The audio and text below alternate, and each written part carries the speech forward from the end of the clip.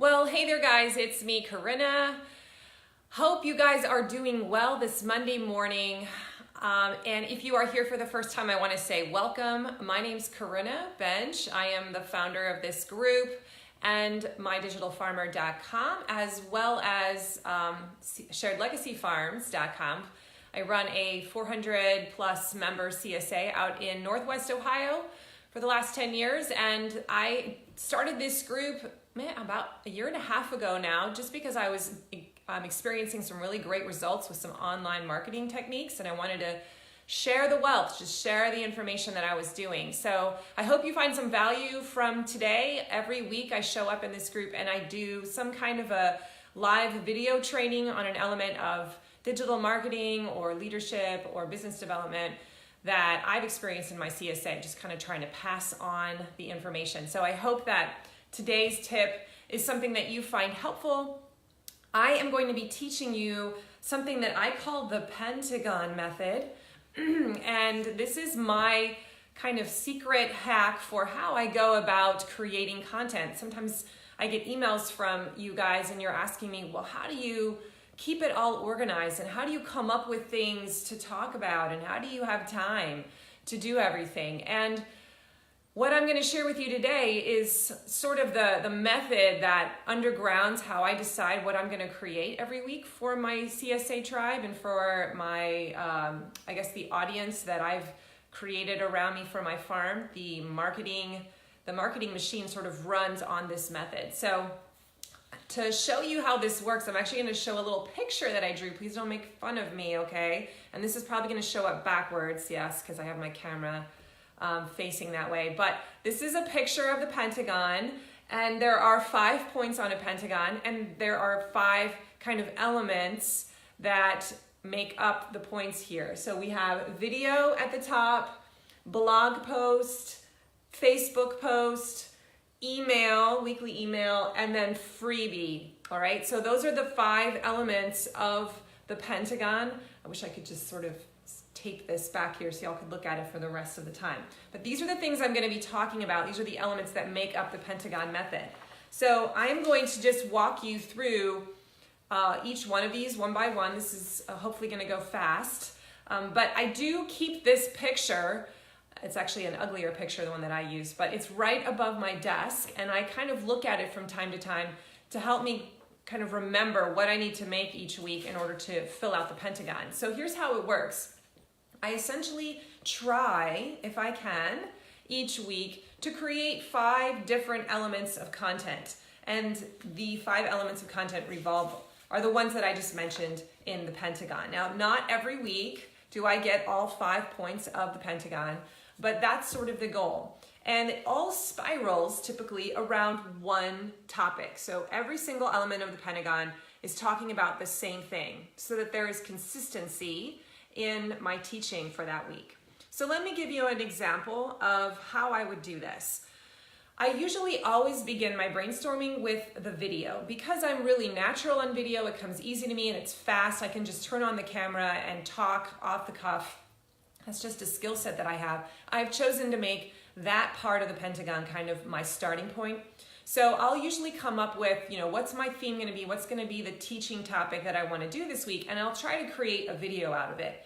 I'll go into my Facebook group for my CSA and I'll teach on that particular topic for 5 to 10 minutes. So it might be a basil tutorial. It might be a tip like using a whiteboard to help you keep track of inventory in your fridge.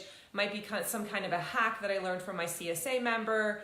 But let me use an example from last week. That's actually a perfect example that fits all the elements of the Pentagon. So if you're following my business Facebook page right now, you know that we're in the middle of the 14-day lunchbox challenge. And so I am highly motivated to kind of create content around that every day. So I made a video that was all about the formula for a lunchbox. And I went over to Katie's house last week, and that became kind of the core piece of content for that particular week. She and I did a video about what's the basic formula for a lunchbox if you're making a lunch for your kids. So we had protein, dairy, carb, fruit, and vegetable, okay? So we just taught that very simple concept in this video. And then we also kind of launched and explained the 14-day lunchbox challenge and tried to get people to want to join and rah, rah, rah, okay? But that's where it all began. It began with a video. So that was a pretty simple content creation scheme because I didn't have to do a lot of research for that particular video. We literally just got in front of a camera and gave a very simple, 5 things that you should have in your lunchbox. And we had some examples out on the table. Okay, so that was the beginning point of the content creation. It was the first point up here, video. Okay, and that's almost always where everything starts. I make the video first. Okay, then after I've created the video, I take a look at the rest of this Pentagon and I think, okay, what else can I make from that spins around that very same content? So I almost always write a blog post that is in some way related to that core piece of video content that I created.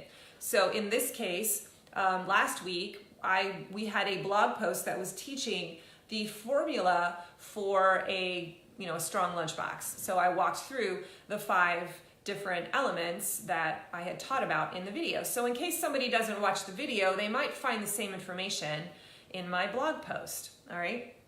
So I'll use images that I maybe had taken during the video or after the video, so I try to put those in the blog post.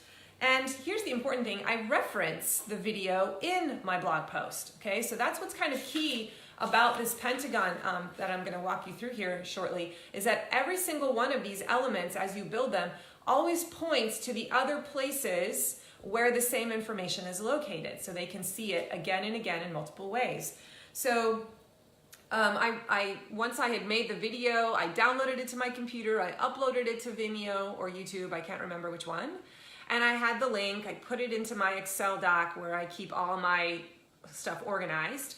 And then when I wrote this blog post, I said, hey, if you want to watch the video training that we did on this, go here. And I linked it up. Okay, so now I have not only a video asset that's on my Facebook page, but I also have a blog post that points people to that video asset should they not see it in their newsfeed, so they can go watch it there. Okay, so that was step number 2, is I almost always write a blog post. Now listen, I have to write a newsletter article for my CSA newsletter, so to me it's like, you know what, I'll just write this newsletter article about this topic and then I'll just make it my blog post. So I put it in 2 different places. Now it's living on my website and it's inside my newsletter. So I feel like I'm killing 2 birds with 1 stone. Okay, the third element of the Pentagon is what I call the freebie. It's over here, the freebie. Now, this is sometimes usually a PDF document of some sort that I create, and it becomes something that I can give away for free. Now, this is the one thing in here that I do not do every week, because sometimes the topic does not lend itself for a freebie, and sometimes, frankly, I just don't have time to make another freebie.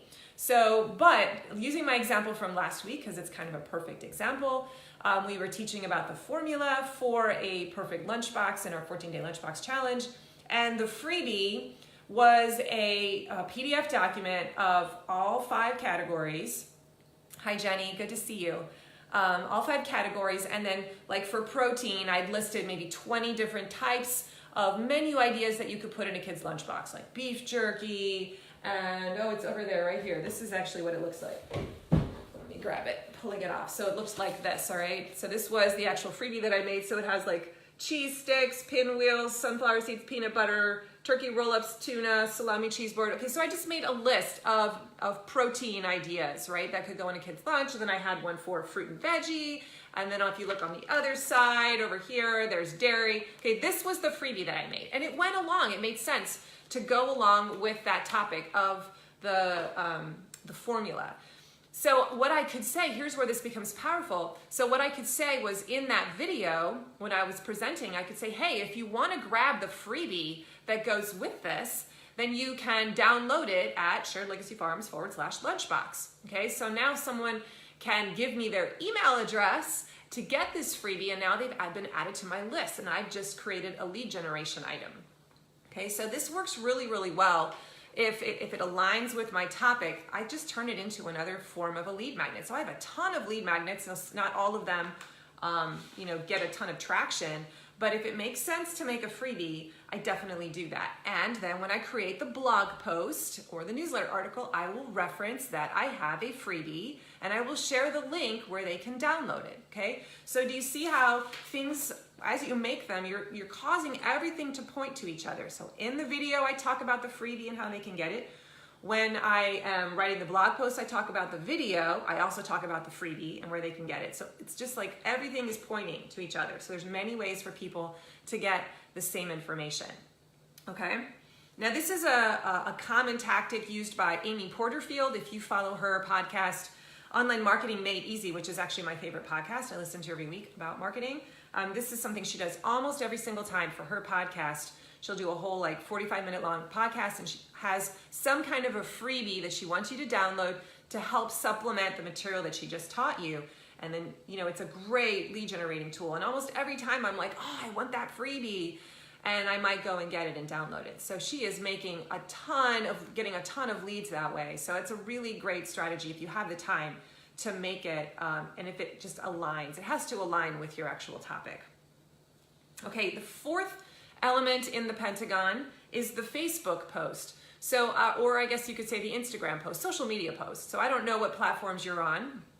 Maybe you have a really strong Pinterest page, and that would be where you would place stuff too. But I want you to think about your social media platforms, and this becomes something you post at least once a week. You talk about this topic. So whatever I talked about in the video now becomes some element of a social media post. So I either link back, I talk about the video and link back to it, encourage people to watch it later on, or I might take a quote out of the video and make a quote post, or I might take a photograph of something that was related to my video training and then share a tip with it and talk about, hey, you can get the freebie at blah, blah, blah, or go check out my blog post on this topic at blah, blah, blah link, okay? So you just kind of want to take a look at that long form content that you make in the video and find little snippets, little nuggets that you can pull out. Maybe it's just one small bullet point or one small feature, and you can take a photograph to go along with that feature and highlight it again in a post later on that week. Or you could even take an excerpt of the video if you want to get that fancy. I actually don't do that, but you could take a small excerpt and then just repost that small excerpt as another video later in the week. So many things that you can do with a Facebook post, just taking that very same content that you made originally and taking a small chunk out of it and repurposing it in some way as an image post, video post, quote post, whatever, okay? Same thing applies on Instagram. You could just do the same thing on Instagram. Okay, so for example, I did a post that highlighted the blog post that I had done for the formula for a great lunchbox, and I pointed to that blog post. Okay, so that would just be a kind of a very basic example of how that would work. Okay, the fifth part of this picture, for those of you who may have just joined, this is the image we're working from. The fifth section is the email. Where is that? That's over here. Okay, so for those of you who followed me for a while, you know that I send a weekly email to everyone on my list. I actually write 3 different emails every Sunday to my different audiences. So I have one that I send just to my Academy members who join my Academy, Membership Academy, which is the database, my library on teachable.com, where you can learn, you can get all the veggie ebooks, you can watch all the veggie tutorials, you can see all the cheat sheets, all the video exit strategies, all the entire course content that I give to my CSA members for free. People can purchase for a monthly fee inside the Academy, anybody. So I have quite a few people in that audience, and I write them an email and say, hey, here's the new thing that's been posted in the Academy this week, okay? I also have in the email audience that is my CSA members. They get a weekly email that's written very specifically to them. And I have an email list that's pretty much everyone else, like people who are on my farmer's market list, who are sort of just my CSA leads list out there, and I want to stay in touch with them, nurture them along, and warm them up as an audience. So I'm writing those 3 emails every week, and I'm always like, what do I write about? What's this email going to be about? I can't just I want it to be interesting so they actually want to open it. And so I think about what is the topic that for the week, what's the video that I created? Is there some core piece of content that I can spiral everything around? Okay, so it becomes this same thing. So I'll look at the core video and I'll say, well, maybe I could talk about that in some way.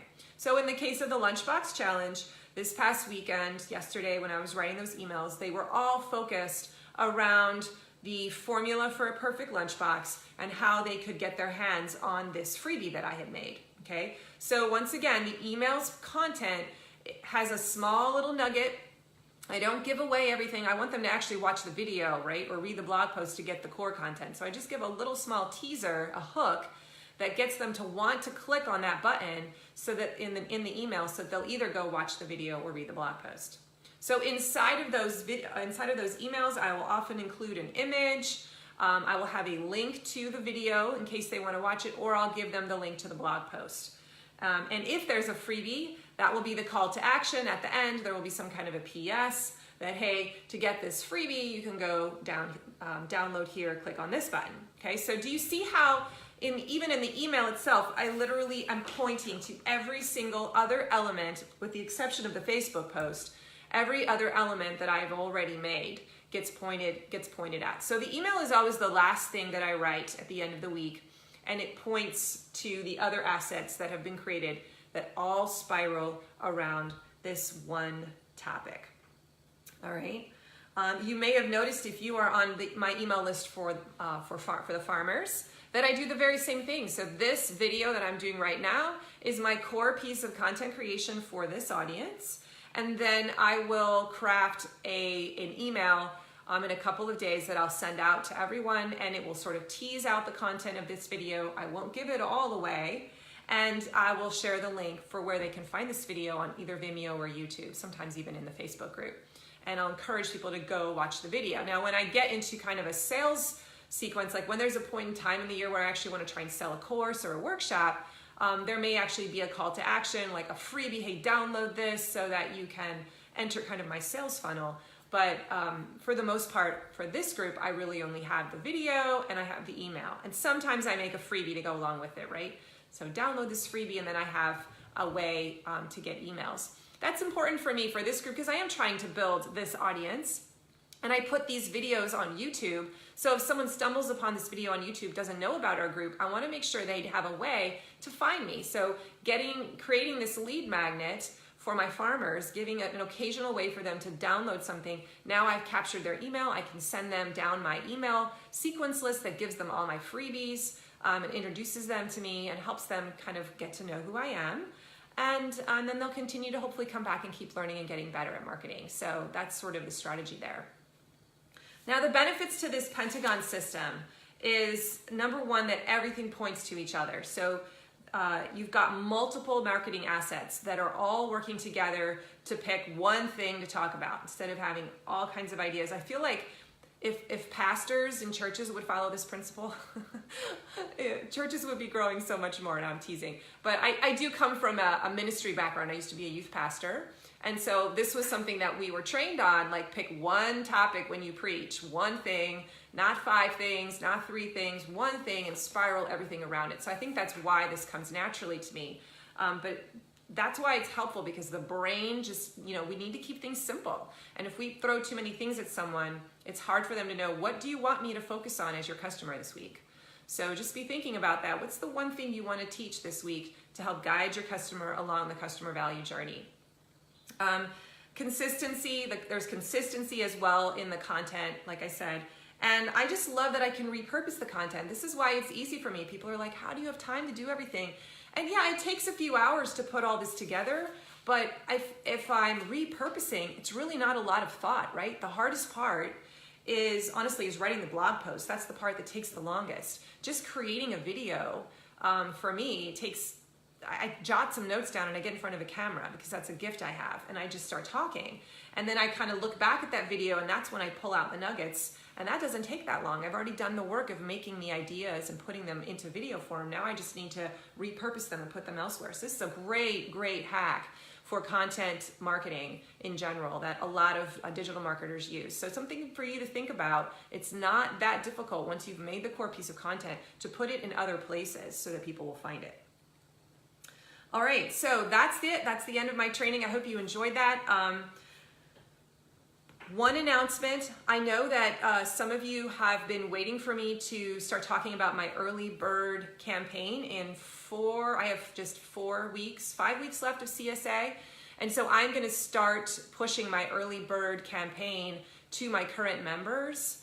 October 8th, I think, is when I open the cart, when I open it up for everyone. And some of you have been wondering, well, how do you do that? I want to know how you're doing that. How are you getting such great, retention results? I had really good results last year, and I want to kind of walk you through that process with me. I want to give you an opportunity to kind of do a workshop with me to learn how to do that.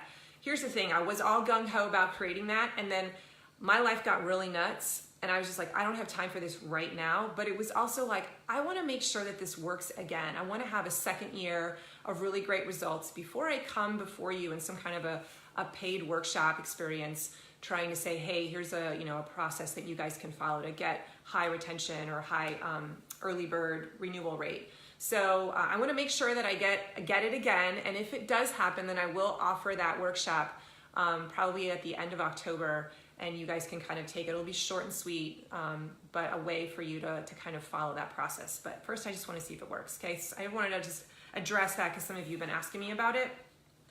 And otherwise, next week I will be back on Monday with another training. And if you are new to this group and you're watching this on YouTube for the first time, you want to find out how do I find this group, you can go to sharedlegacyfarms.com/DF Lab for digital farmer, DF Lab. And that's where you can subscribe, and you'll get on my email list, and you'll start getting notifications about how you can find this Facebook group, and you'll start learning from us. So thanks for being with me today, guys. I look forward to seeing you. You can learn more about us at mydigitalfarmer.com, or you can go to my farm, sharedlegacyfarms.com. And be following my Facebook group right now if you are interested in the 14-day lunchbox challenge. You can be watching that happen live. It's become a great lead generation tool. I've gotten a ton of emails. It's been awesome, or a ton of email addresses. I'm really excited about lots of leads. I will talk to you guys next week. Bye.